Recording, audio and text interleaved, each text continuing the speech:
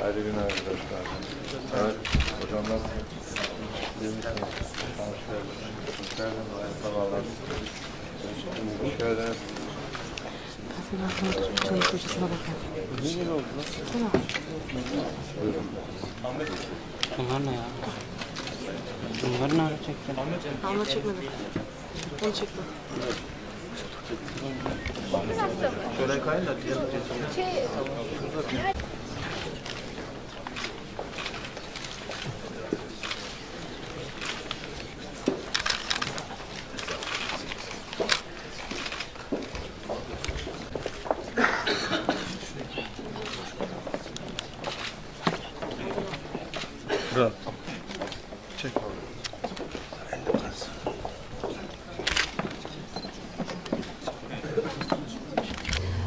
İnşallah bu çalıştayla özellikle tüm Türkiye'de çok ciddi bir Ar-Ge alanında girişilen bu hızlı öncelikle altyapı, daha sonra da eleman yetiştirme konusunda karşılaşılan sorunlar neler yapılabilir? 2023 vizyonuna uygun bir şekilde bunlar ele alınacak. 2 gün boyunca irdelenecek. İnşallah güzel bir, verimli bir çalıştay olacağını umuyorum. Üniversitelerdeki bilimsel potansiyelin hayata geçirilmesi son derece önemli. Bunun da bu birliktelikten doğacağını hepimiz biliyoruz.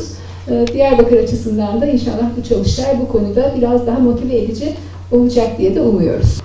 Diyarbakır 12 bin yıllık tarihi geçmişiyle bölgesinde her zaman kendisinden söz ettirmiş. Hem akademik anlamda, bilimsel anlamda, hem tarihi anlamda, hem de inanç boyutu itibariyle her dokunduğu noktada güzellikleri ortaya çıkartmıştır.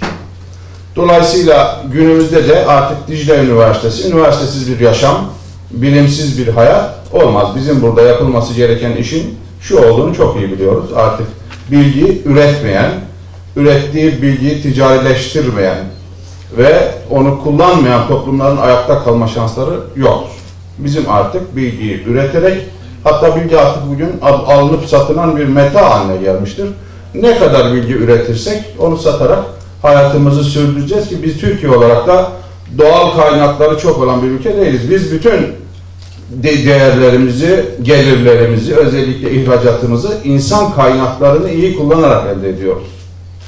Bu bir emeğin, bu beyin sarfiyatının bir ürünüdür. Artık günümüzün de tek sermayesi insan beynidir.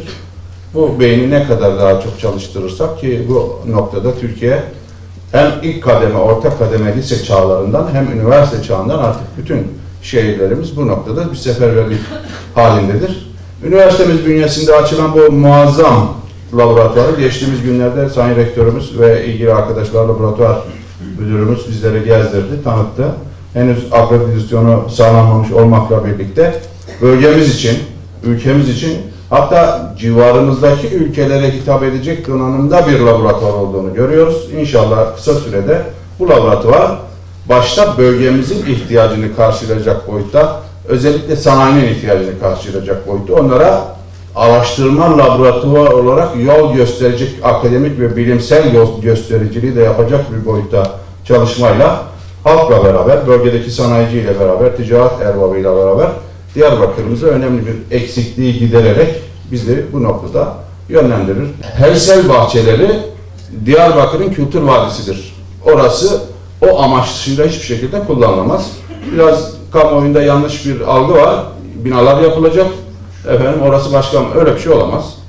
Hersel bahçeleri Diyarbakır'ın 8.000 yıllık tarihi vardır ve doğal yapısı itibariyle ve şu anki şehir kentsel dönüşüm planlaması çerçevesinde de tamamen rekreasyon alanı olarak planlanan, hiçbir şekilde yapılaşmaya açılmasına imkan olmayan bir alandır. Bunu da Hersel bahçelerinin bir kısmının üniversitenin alanı içerisinde bulunması ve son günlerde orada büyük bir miktar ağacın kesilmesine doğal olarak insanların göstermiş olduğu tepkinin de çok hoşgörüyle karşıladığımızı ve bu tür yanlışlıkların bir kez daha olmaması için ilgili arkadaşlarla lütfen görüşüyoruz. Herkes rahat olsun. Evsel Bahçeler bir kültür vadisidir ve orada hiçbir şekilde onun amacı dışında bir çalışma olmayacaktır. Bu vesileyle bunu da dile getirdim. Zannediyorum Çalıştay da son derecede önemli. Önemsiyoruz. Hükümet olarak bu tür merkezlerin geliştirilmesinde işte Kalkınma Bakanlığımızın önemli parasal kaynağıyla 15 milyon liralık kaynağıyla kuşkusuz valiliğimizde, Dicle Üniversitemizde ilgili diğer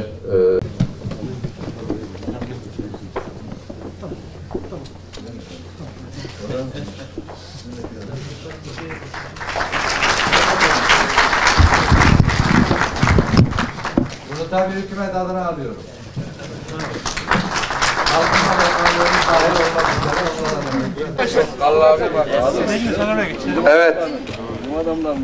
Hazır mıyız? Biraz eğsene kardeşler. Dicle Üniversitesi Bilim Teknoloji Uygulama ve Araştırma Merkezi hayırlı olsun. Bismillahirrahmanirrahim.